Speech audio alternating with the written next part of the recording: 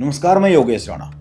पिछले कुछ समय में उत्तराखंड में बीजेपी में ऐसे नेताओं की संख्या बढ़ी है जो लगातार बयान दे रहे, आपस में लड़ते झगड़ते हुए दिख रहे, खुलेआम वीडियो बन रहे हैं, बयानबाजी के जरिए तकरार दिख रही है, खासकर कुछ विधानसभाओं में और खासकर कुछ नेता।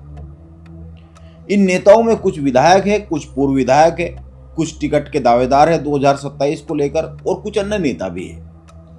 कुछ का तो कहना है बीजेपी को कांग्रेस का रोग लग गया है, जो लगातार उत्तराखंड में राजनीतिक गतिविधियों की समीक्षा करते रहते हैं। उनमें से कुछ का कहना है कि यह जो दौर बीजेपी के कुछ नेताओं को लेकर दिख रहा है, इनको कांग्रेस का रोग लग गया है, क्योंकि कांग्रेस के नेता आपस में इस तरह सार्वजनिक तौर पर लड़ते हुए दिखते हैं। बीजेपी तो एक अनुशासित दल होता है, उसमें इस तरह की चीजें कम होती है। लेकिन इन सब बातों से अलग सवाल यह है, ऐसा क्यों हो रहा है। उत्तराखंड बीजेपी में दो तरह के नेताओं की संख्या पिछले कुछ दिनों में बढ़ी है।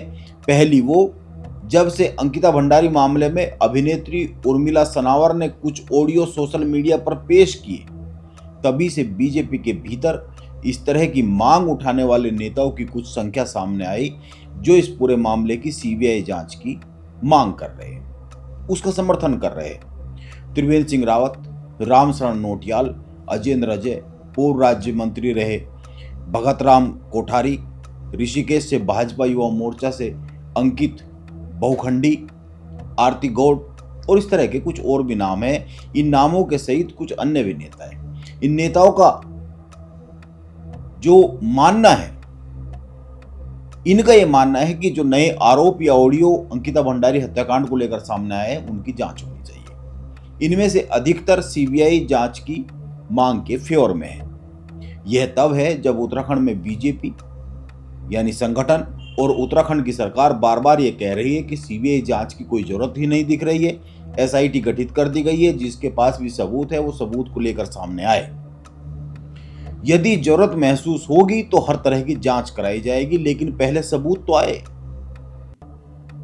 अभी सरकार के सीनियर कैबिनेट मंत्री सुबोध उनियाल ने सरकार का पक्ष रखने के लिए वो सरकार की तरफ से मीडिया से बात करने के लिए सामने आए। बीजेपी के प्रदेश मुख्यालय में प्रेस कॉन्फ्रेंस की और उन्होंने कहा कि हाईकोर्ट ने भी, जब एसआईटी की जांच हो रही थी, कुछ लोग हाईकोर्ट गए थे, उस वक्त हाईकोर्ट ने भी सीबीआई जांच की मांग को नहीं माना था, एसआईटी गठित करने की कार्रवाई और एसआईटी की जांच को सही माना था।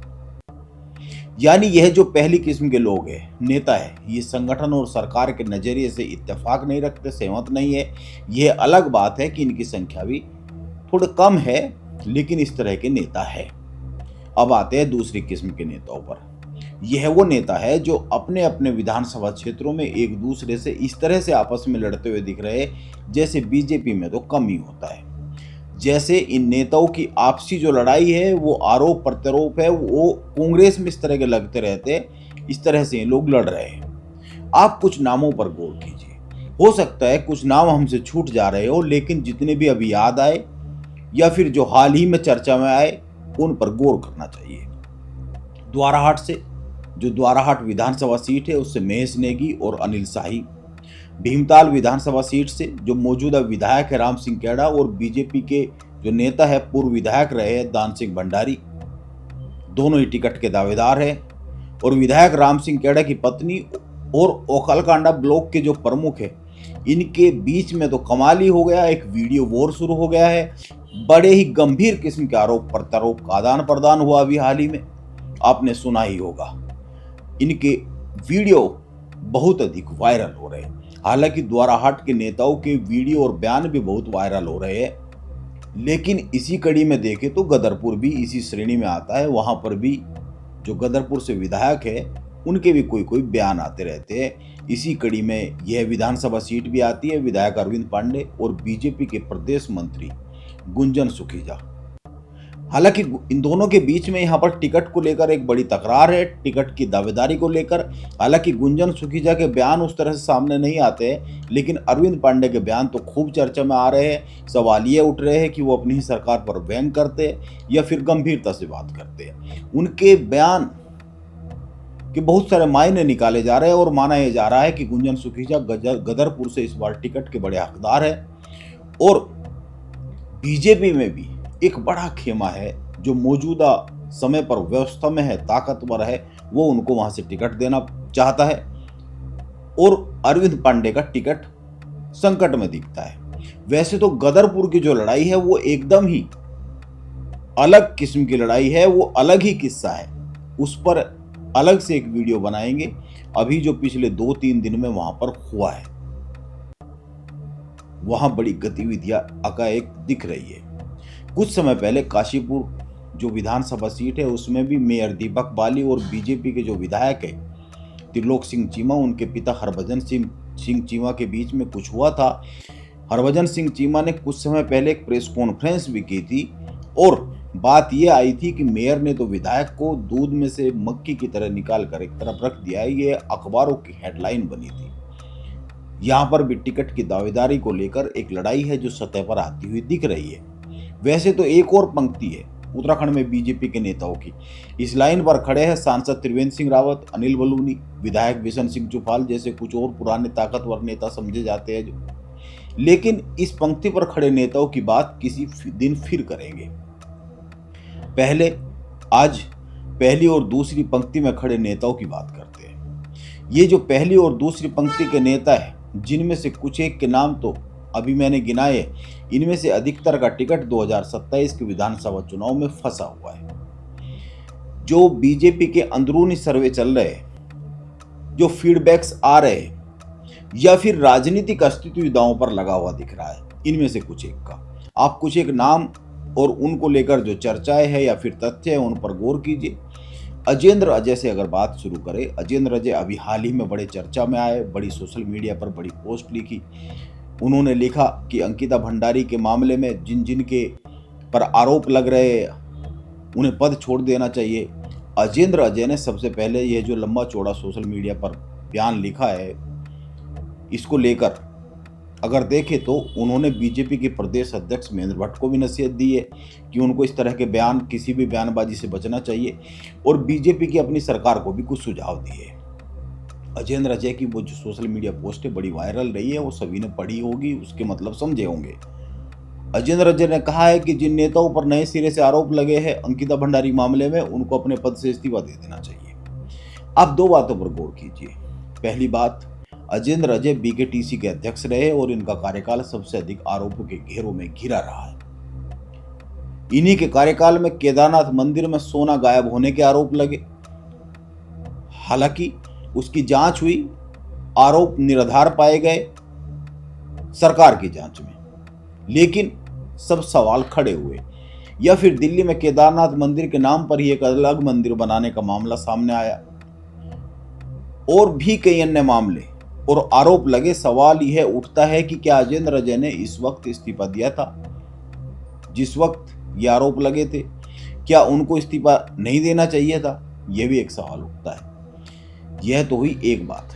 अब दूसरी बात पर आते हैं कि अजेंद्र अजय का 2027 में चुनाव लड़ने का मन भी है, ऐसा लगता है बार बार। वो केदारनाथ का जो उपचुनाव हुआ उसमें भी टिकट के दावेदार थे, लेकिन सवाल यह है कि यह जो एक नेताओं की लाइन खड़ी हुई है टिकट के दावेदारों की, आगे उनके एक लंबी कतार है, उनको बीजेपी कैसे नजरअंदाज कर सकती है जो इस लंबी कतार में खड़े हुए हैं। उनका नंबर कहीं पर आएगा भी कि नहीं आएगा 2027 में, यह भी एक बड़ा सवाल है। किस विधानसभा सीट से आएगा?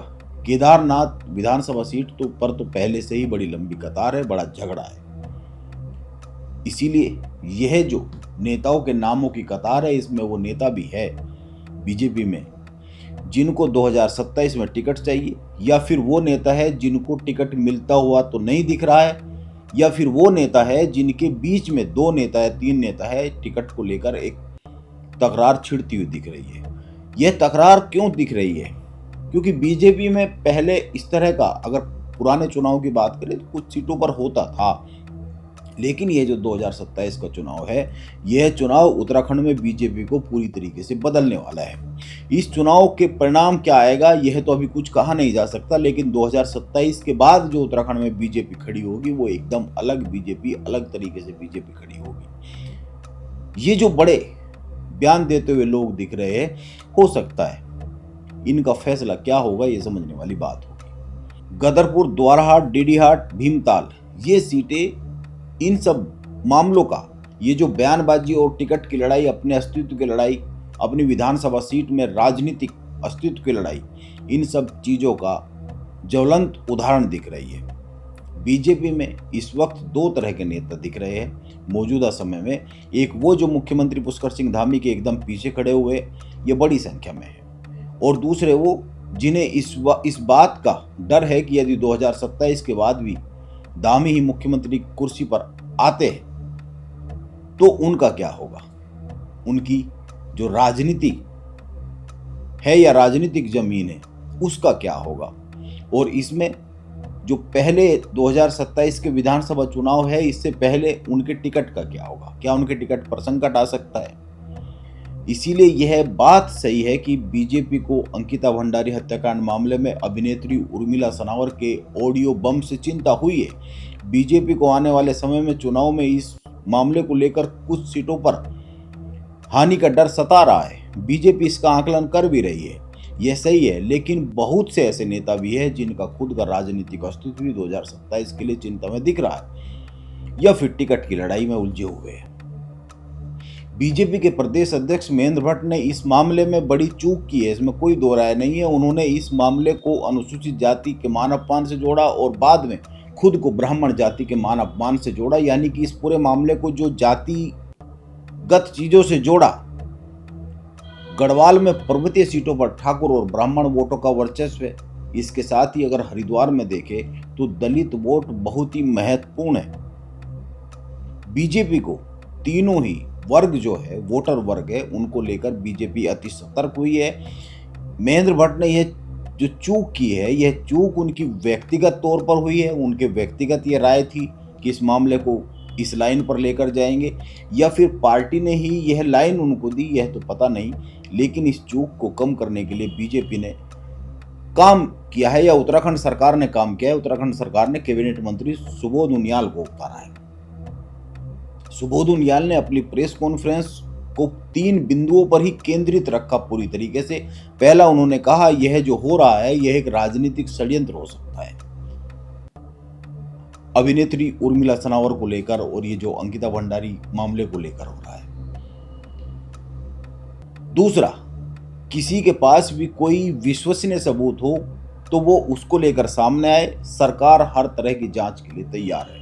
और तीसरा, सुबोध उनियाल ने जो तीसरी बात कही है उसको बहुत फोकस में रखकर कहा है। उन्होंने कहा कि कुछ लोग इस मामले को हाईकोर्ट में लेकर गए थे सीबीआई जांच की मांग को लेकर। सुबोध उनियाल ने हाईकोर्ट के आदेश को पढ़ते हुए कहा कि माननीय हाईकोर्ट ने अपने आदेश में कहा है कि एसआईटी किसी भी तरह से बायस्ड नहीं है और जांच सही दिशा में हो रही है, यानी सीबीआई जांच की जरूरत नहीं है। यानी बात साफ है, बीजेपी इस मामले के संभावित राजनीतिक असर को लेकर चिंतित है और इस पूरे मामले को तथ्यों के आधार पर सामने रखने की कोशिश कर रही है। उत्तराखंड की सरकार महेंद्र भट्ट से अलग ही लाइन पर काम करती हुई दिख रही है। लेकिन एक सच यह भी है जो बीजेपी में दिख रहा है, यह जो बीजेपी में कुछ नेताओं में घमासान दिख रहा है, यह 2027 की आशा, आशंका और अनुमान को लेकर अधिक है। टिकट कटने की चिंता, या फिर राजनीतिक जमीन खिसकने की चिंता, या फिर टिकट पाने की दौड़ में पिछड़ न जाने की चिंता, इसको लेकर भी बहुत हद तक है। कुछ सीटें ऐसी है जहां पर बीजेपी में बहुत ही गंभीर किस्म की तकरार होती हुई दिख रही है। इस तकरार को समझने के लिए इन सीटों पर अगले वीडियो में बात करेंगे। नमस्कार, मैं योगेश राणा।